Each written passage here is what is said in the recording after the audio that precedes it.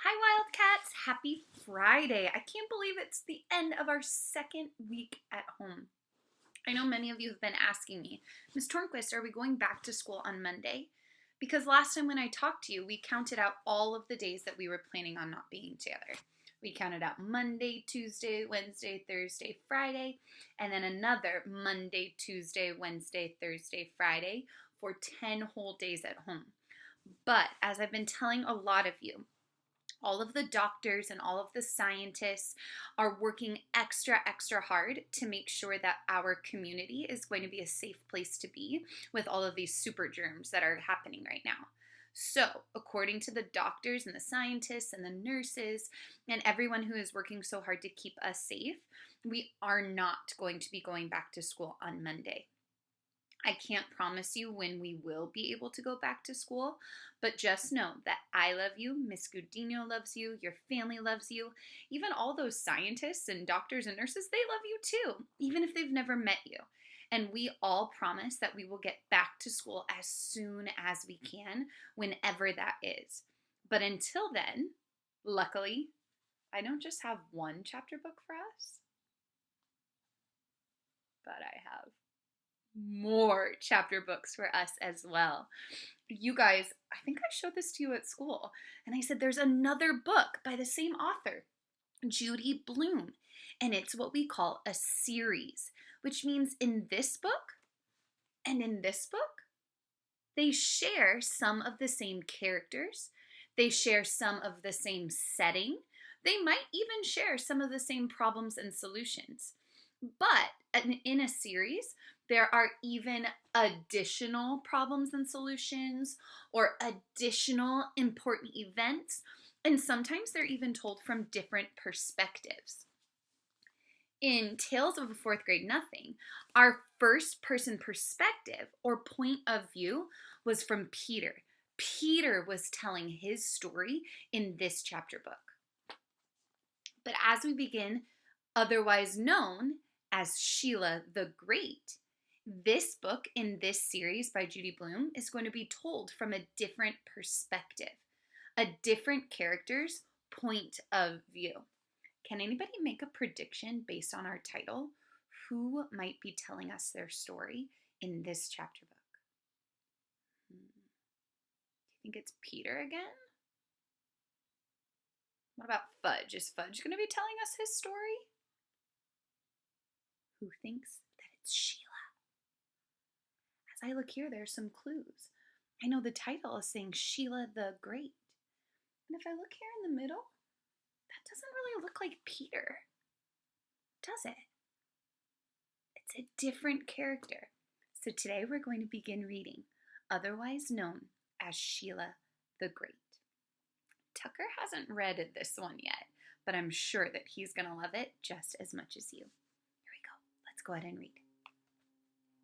Judy Blume, otherwise known as Sheila the Great.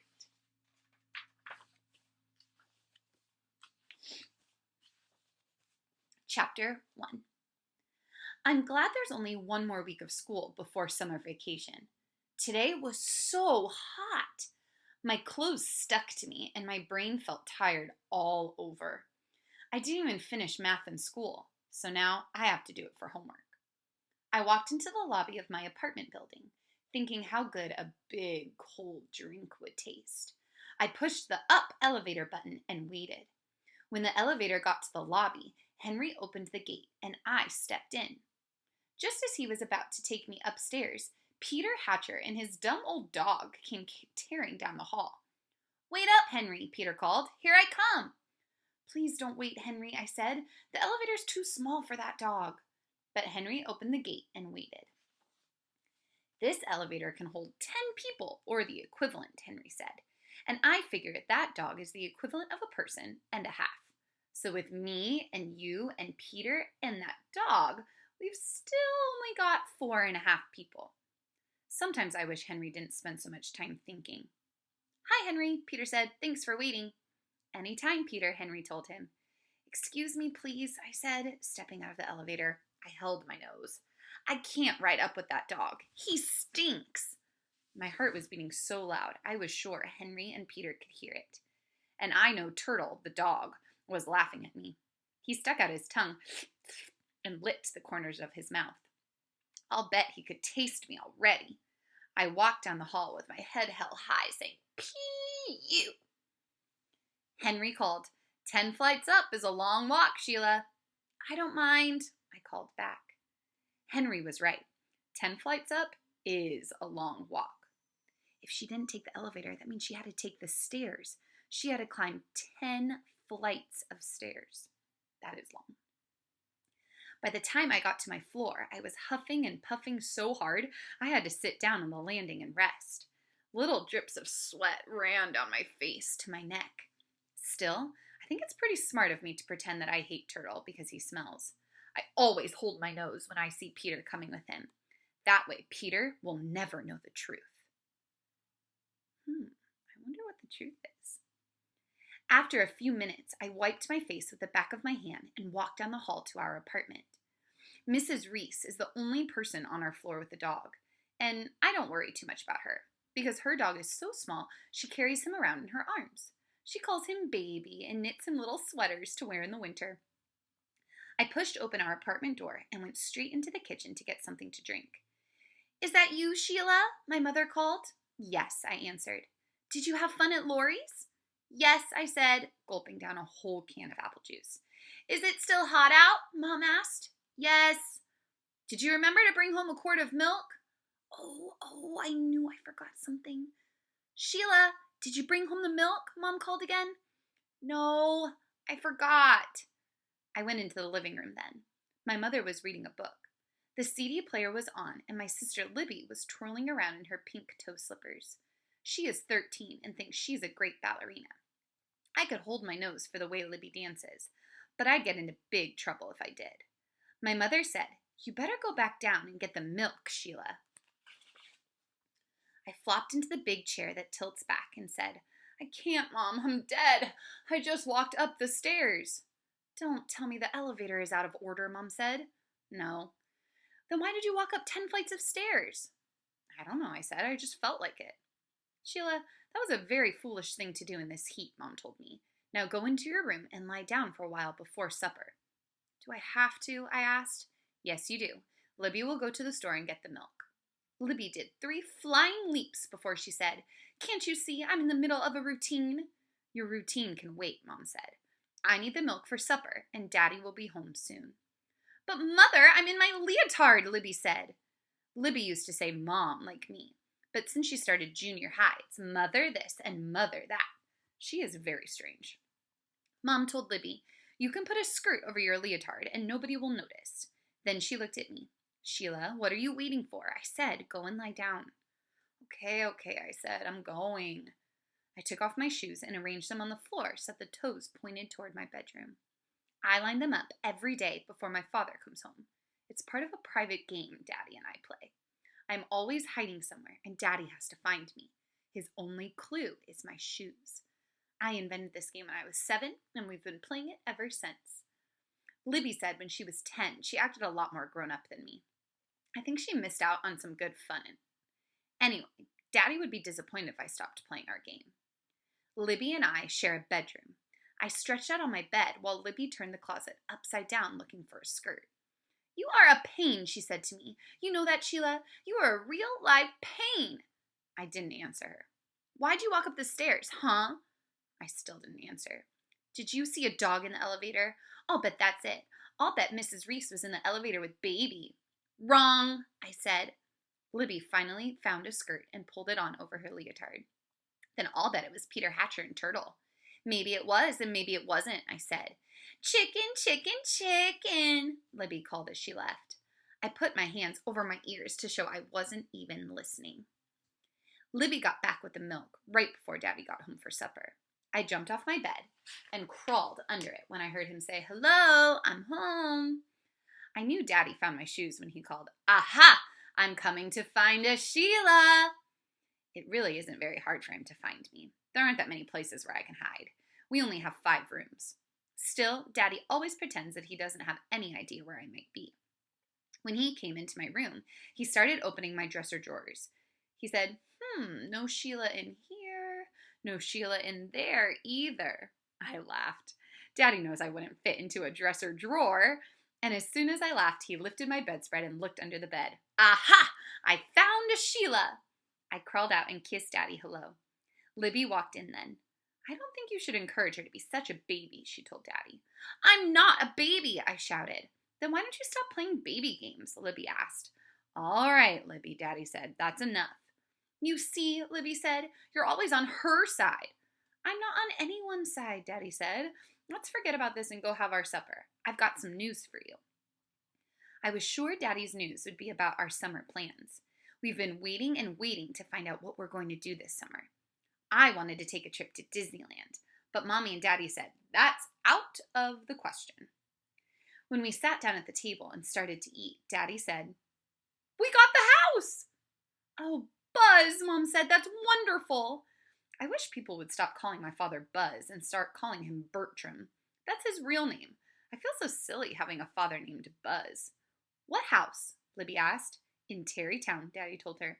It belongs to a professor at Marymount who's spending the summer in England. My father is a professor at Marymount College, too. He teaches English. Libby says when she is old enough to go to college, she is not going to Marymount because there aren't enough boys around there. Libby thinks boys are very important. Libby is sick. It sounds nice, Mom said. Anything's better than the city in July and August. I hope there's something to do in Tarrytown, Libby said. I really wanted to go to the beach this summer. I happen to know that is because Libby has a new bikini, and she wants to show it off. You'll like Tarrytown, Daddy told Libby. There's a pool down the road from the house, and there's a very good day camp. Libby interrupted. I'm much too old for day camp, Father. You know that. Not this one, Daddy said. It's special. You can't even go if you're not at least 10. It's a cultural arts camp. I'm no good at art, Father. You know that too, Libby said. Art includes theater, music, and dancing, Daddy told her. Dancing? Libby asked. Then Mom and Daddy got these big smiles on their faces. I'm sure they knew all along that Libby would be very happy when she found out she could spend the summer on her dumb old toes. Oh, Father! Oh, Mother! Libby cried. I wanted to go to Disneyland, I said. We told you that was out of the question, Mom said.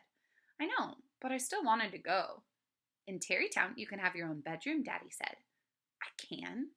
Yes, there are 4 bedrooms in Professor Egren's house. I thought that over. My own bedroom. That sounded pretty good. And you can learn to swim, Mom said to her.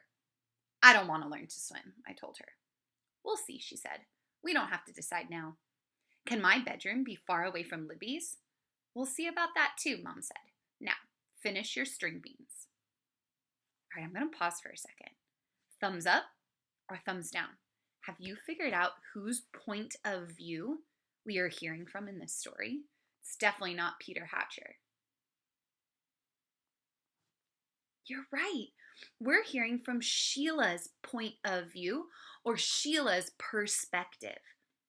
When we hear a story being told by the character, we know that it's first person perspective. That means we know what they think, what they say, and what they feel. That's going to help us understand this character and all of the motivations, problems, and solutions that she's going to face and encounter and overcome in this chapter book. I'm starting to notice some similarities between Hatcher's family and Sheila's family. I wonder if you are starting to make any of those connections too. Let's keep reading to find out.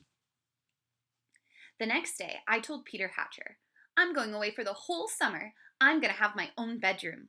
Good for you, he said. So you don't have to wash your dog, because I won't be around to tell you how bad he smells. My dog said to tell you he thinks you smell too, Peter said. Then he went off with Jimmy Fargo, and they both laughed and laughed. They think they're so funny. I don't know why I used to waste my time playing cooties with them.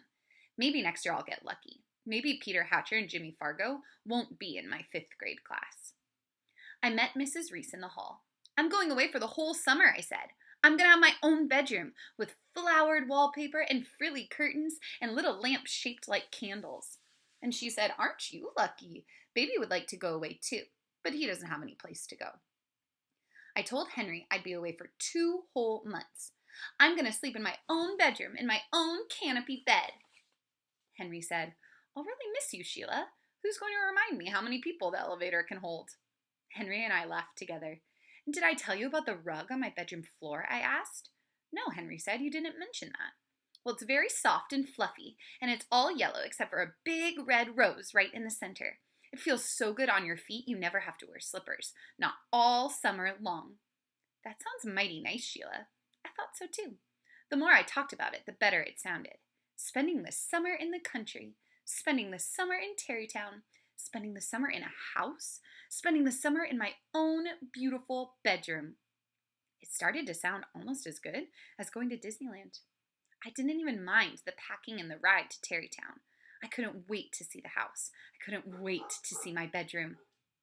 And then I found out about Jennifer. The end of chapter 1, getting ready for chapter 2. We'll read chapter 2 on Monday. I want to make sure that you guys have fun on Saturday and Sunday, the same way you would on a weekend if we were at Equitas right now. I wouldn't be teaching you read aloud on Saturdays and Sundays, so I'll wait and read chapter 2 on Monday with you again. Before I go, here's your question. Compare and contrast Peter's family and Sheila's family. What is something that they both have? What is something that is different? I might say both Peter and Sheila, but they're different because. Both Peter and Sheila, but they're different because. I can't wait to hear you turn and tell your family, to ring ring and tell Wilbur, or even to practice typing it or writing the answer down. Keep your brains growing, Wildcats. I love you, and I'll talk with you on Monday. Bye, friends.